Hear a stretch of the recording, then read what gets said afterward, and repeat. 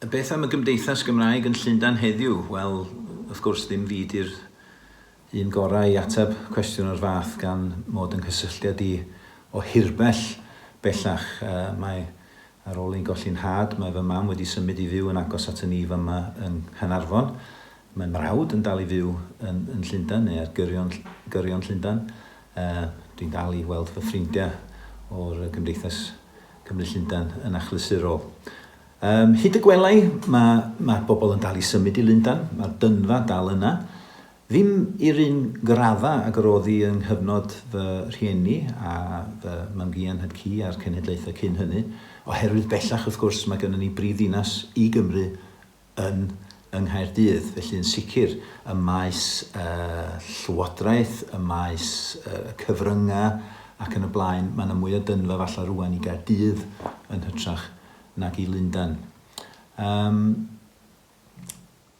A dwi'n mynd ama hefyd, falle bod Llundain dyddiau hyn yn fwy o gymdeithas aml ddiwylliannol, neu fwy ymwybodol aml ddiwylliannol nag oedd hi pan o'n i'n tyfu fyny. Wrth gwrs, mi oedd Llundain yn lle aml ddiwylliannol yn fy ieuenctid i. Ffrindiau gorau fi pan o'n i'n ysgol gynradd, oedd Andrew Dimenaises, oedd yn hanner, oedd hi dad o'n dod o Gowa, oedd partner busnes yn had, Suryakant Chauhan, yn Gujarati, ond yn Gujarati oedd wedi cael ei fagu yn Uganda a wedi gorfod ffoi o fanna yn sgil Idi Amin.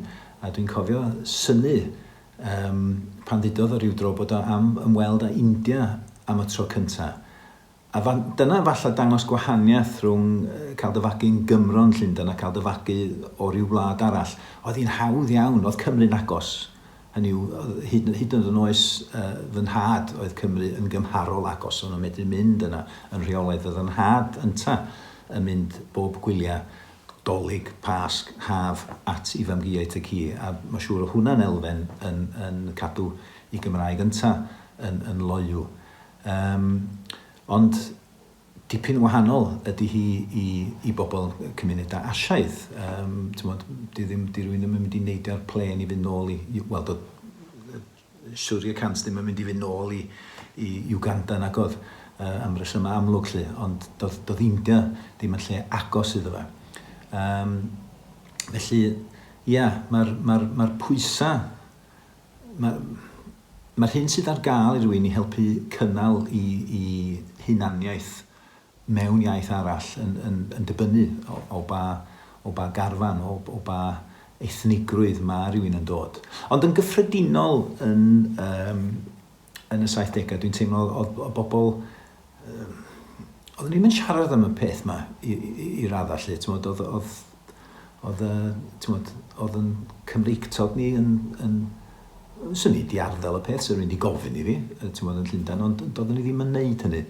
Fel enghraifft o hwnna, o'n i wedi penderfynu y liciwn i wneud lefel O yn Gymraeg. A felly o'n i wedi siarad efo'r ysgol, oedden nhw wedi cytuno os o'n i'n sgwennu ffwrdd am y papura, mis nhw'n caniatáu i mi, mis nhw'n invigilatio fi, mis nhw'n neud siŵr bod fi'n ateb y cwestiynau o dan amodau arholiad priodol.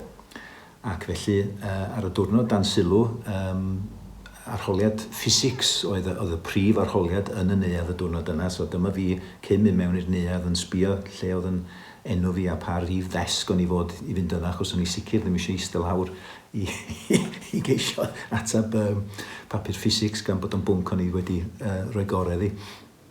A wrth yn ymylu, wrth y bwr yn trio ffeindio ei ddesg gyntaf, oedd un hogyn yn yr un dosbarth fi, Bremen. Oedd Bremen, o'n i'n methu dall pam oedd yna, achos o'n i'n gwybod oedd Bremen mwy na fi na ddim yn neud ffisics, oedd oedd i roi gorau'r pwnc hefyd. So, deitho, be ti'n da fa lle? Ti'n mynd neud ffisics? Na, meddwl fod, I'm doing our level Dutch. Be ti'n siarad? Iseldireg, lle? O, ia, dyna iaith ni, dyna iaith y teulu adra, lle, dyna dyn ni siarad adra. O, be ti'n da ma, meddwl fo? Ti'n mynd neud ffisics mwy na fi? Wel na, dwi yma i wneud arholiad Cymraeg. O, be, ti'n siarad Cymraeg, lle? Ie, dyna dwi'n siarad adar. So, oedd yn profiad y ddau ohonyn nhw'n ddrych i'n gilydd. Oedd ddim yn ymwybodol bod na rhyw fath o lefel, bod na heina eraill i'n hunaniaeth ni tu hwnt i'r Saesneg oedd yn tra arglwyddiaethu ar bob dim. Ac fel y mae siŵr i raddau helaeth hyd heddiw lle, ond dwi'n meddwl mae pethau'n iachach wan, mae'n mwy o ymwybyddiaeth o lia bod na